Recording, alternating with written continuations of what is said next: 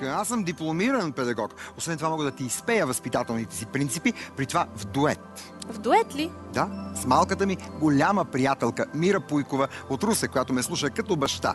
Песента е написана специално за нас двамата от композитора Светослав Лобошки и поетесата Анета Мутафова.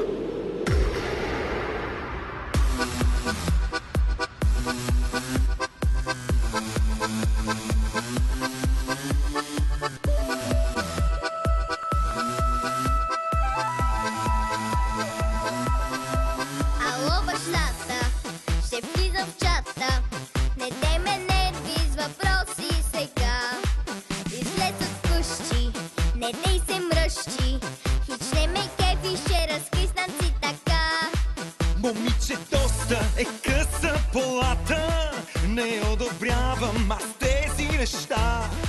Послушни трябва да бъдат децата, ще взема мерки да знаеш това.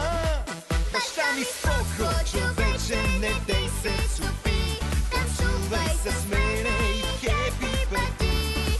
Хич не се пъпим, времето летим, грижите свои за миг забрави.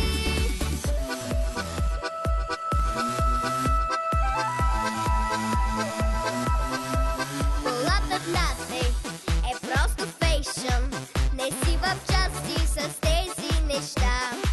Не си наясно с живота днешен, а си закотвен сякаш стари времена.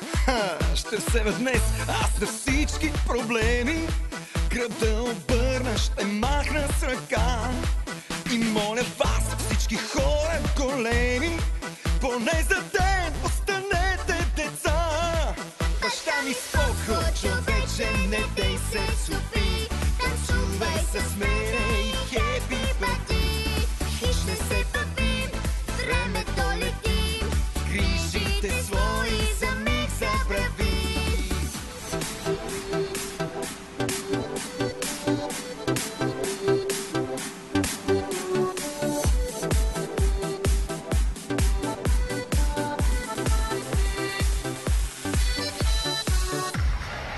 Баща ми споко, човече, не дей се супи, танцувай с мене и хепи парти. Хич не се пъпим, времето летим, грижите свои за миг забрави. Споко, човече, не дей се супи, танцувай с мене и хепи парти. Хич не се пъпим,